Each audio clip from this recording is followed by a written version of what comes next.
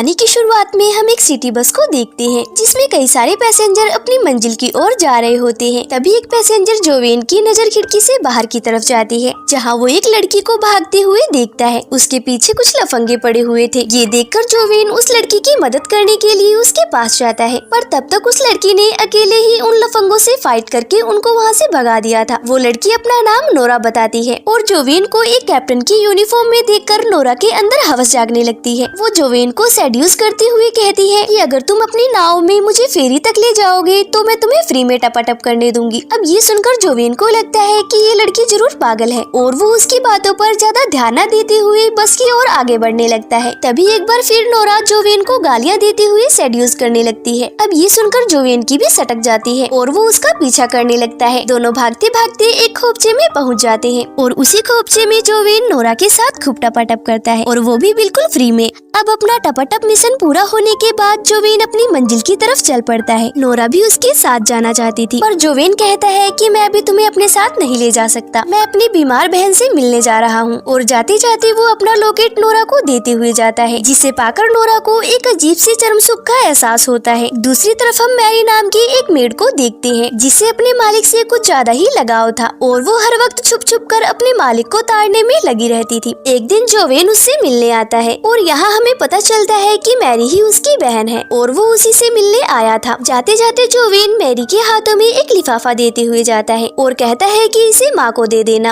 अब क्योंकि जोवेन पूरे 3 साल बाद मैरी से मिलने आया था और बिना चाय पानी पिए ही जा रहा था, तब मैरी उसे रुकने के लिए कहती है और दोनों पार्क में बैठकर सुट्टा मारने लगते हैं। उसी दौरान मैरी की जवानी देखकर जोवेन का हथियार जोर मारने लगता है और वो मैरी के साथ टपाटप करने की कोशिश करने लगता है। जोवेन मैरी का भाई था इसलिए मैरी उसे ऐसा करने से रोकती है, लेकिन जोवेन हार मानने वालों में से नहीं था। वो जबरदस्ती ही मैरी की गुफा में अपना हथियार घुसा देता है। पहले तो मैरी जोवेन का विरोध करती है लेकिन कुछ देर बाद उसे भी इसमें मजा आने लगता है। अब टपाटप हो जाने के बाद मैरी को गिल्टी फील होता है। वो जोवेन से कहती है कि अगर इस बारे में किसी को पता चल गया तो बहुत ही बुरा होगा, लेकिन जोवेन को इन सब बातों से कोई लेना देना नहीं था। वो तो मैरी के साथ दूसरे राउंड की तैयारी में लग जाता है। एक दिन हम मैरी के मालिक डेविड को जेनिफर नाम की एक लेडी का पीछा करते हुए देखते हैं। वो हर जगह उस लेडी का पीछा कर रहा था और थक हार कर घर लौटने के बाद डेविड सीधे नहाने चला जाता है। इधर घर की सफाई करते वक्त मैरी को डेविड की किसी लड़की के साथ कुछ फोटोज मिलती है तो वो उनमें से एक फोटो अपनी जेब में छुपा लेती है। नहाने के तुरंत बाद डेविड को दूध पीने की आदत थी पर मैरी उसे आज घर में कहीं दिखाई नहीं दे रही थी, इसलिए डेविड खुद उठकर किचन में दूध लेने जाता है। पर किचन में जाते ही वो देखता है कि उसकी ग्रैंडमा घर की सभी मेड के साथ दोपहर में होने वाली पार्टी की तैयारी में लगी हुई है। दोपहर की उस पार्टी में कई सारे फेमस लोग आए हुए थे। उन्हीं में से एक थी जेनिफर जो कि अपने हस्बैंड जोसेफ के साथ वहां आई हुई थी। डेविड भी अपने फोन के कैमरे से जेनिफर की लगातार फोटो खींचने में लगा हुआ था। ये देखकर जोसेफ को बड़ा अजीब लगता है। एक दिन मैरी डेविड को जूस देने जब उसके कमरे में जाती है तो डेविड उससे पूछता है कि क्या तुमने आज पैंटी नहीं पहनी है। ये सवाल सुनकर मैरी के तो होश ही उड़ जाते हैं। डेविड आगे कहता है कि मुझे सब पता है, तुम हमेशा मुझे छुप छुप कर देखती रहती हो। फिर वो कहता है आज मैं तुम्हें अपना बड़ा हथियार दिखाता हूँ और इतना कहकर डेविड अपना तौलिया मैरी के सामने खोल देता है। तौलिए के अंदर छुपे डेविड का बड़ा हथियार देखकर मैरी की दोनों आंखें खुली रह जाती हैं। डेविड भी समझ चुका था कि मैरी को उससे क्या चाहिए और फिर वो बिना टाइम वेस्ट किए मैरी की गुफा में अपना हथियार घुसा देता है। अगले दिन डेविड अपनी कार से जेनिफर का पीछा कर रहा होता है। उस वक्त जेनिफर अपनी कॉलोनी से गुजर रही थी और वो नहीं चाहती थी कि कोई डेविड को उसका पीछा करते हुए देखे, इसलिए ना चाहते हुए भी वो डेविड की गाड़ी में आकर बैठ जाती है। डेविड उसे अपनी पुरानी हवेली में ले जाता है जहाँ दोनों दारू पीकर सुट्टा मारते हैं। जेनिफर डेविड से पूछती है कि अब बताओ तुम मेरा पीछा क्यों कर रहे थे। डेविड कहता है कि मैं तुमसे प्यार करता हूँ। ये सुनकर जेनिफर का हंस हंस के बुरा हाल हो जाता है। तभी उसके फोन की घंटी बजने लगती है। जेनिफर को नए नंबर से किसी ने कॉल किया था। ये देखकर डेविड तुरंत उसके फोन का GPS ऑफ कर देता है और जेनिफर से कहता है कि इसे ऑफ ही रखना वरना तुम्हारा हस्बैंड तुम्हें ट्रेस करते हुए यहाँ आ जाएगा। पर अभी भी इधर जेनिफर की हंसी नहीं रुक पा रही थी। वो डेविड से कहती है तब तो तुम रोज मेरे बारे में सोचकर हाथ मशीन चलाते होगे। डेविड कहता है हाँ, मैं जब 9 साल का था तब से तुम्हें सोचकर हाथ मशीन चलाता आ रहा हूँ और मुझे यकीन नहीं होता कि तुम मेरे सामने बैठी हो। जेनिफर कहती है कि यकीन तो मुझे भी नहीं हो रहा है कि मैं यहाँ बैठकर तुम्हारी बातें सुन रही हूँ। डेविड जेनिफर से उसकी खपाखप लाइफ के बारे में पूछता है। जेनिफर कहती है कि सब ठीक ठाक ही चल रहा है तो डेविड कहता है कि झूठ मत बोलो, मुझे पता है कि तुम्हारे बूढ़े हस्बैंड का हथियार ढीला पड़ चुका है। जिस पर जेनिफर कहती है कि अच्छा जरा मैं भी देख लूं कि तुम्हारे हथियार में कितना दम है। डेविड कहता है कि रुको अभी दिखाता हूँ, और इतना कहते ही दोनों टपाटप करना शुरू कर देते हैं। टपाटप करते करते दोनों को समय का पता ही नहीं चलता और रात हो जाती है। फिर जेनिफर जाते हुए कहती है कि तुमको जो चाहिए था मिल गया और तुम अब से मेरा पीछा मत करना, वरना अगर मेरे हस्बैंड को पता चल गया तो वो तुम्हें जान से मार देगा। इधर जब जेनिफर अपने घर लौटती है तो उसका हस्बैंड जोसेफ उससे पूछता है कि तुमने अपने फोन का जीपीएस क्यों ऑफ किया था। जेनिफर झूठ बोलती है कि उसके फोन की बैटरी खत्म हो गई थी। जोसेफ को जेनिफर पर शक हो गया था, पर वो उस बात पर ज्यादा ध्यान न देते हुए जेनिफर के साथ पलंग तोड़ खपाखप करने लग जाता है। अगले दिन जोसेफ कॉलेज से मैरी की बहन जूली को लेने के लिए जाता है। दरअसल जूली पहले जोसेफ के ही रेस्टोरेंट में पार्ट टाइम जॉब किया करती थी और उस दौरान दोनों के बीच में काफी ज्यादा खपाखप भी हुआ था। जूली जोसेफ की गाड़ी में आकर बैठ जाती है, जिसके बाद जोसेफ उसे अपने नए रेस्टोरेंट में ले जाता है, जहाँ एक प्राइवेट कमरे में जूली को ले जाकर जोसेफ उसके साथ खपाखप करना शुरू कर देता है। जाते जाते जोसेफ जूली को ढेर सारे पैसे भी देता है। फिर वो जूली की मुलाकात एक बहुत बड़ी एक्ट्रेस एलिस से करवाता है। एलिस को अपने लिए एक लड़की की सख्त जरूरत थी जो हर वक्त उसके साथ रहे।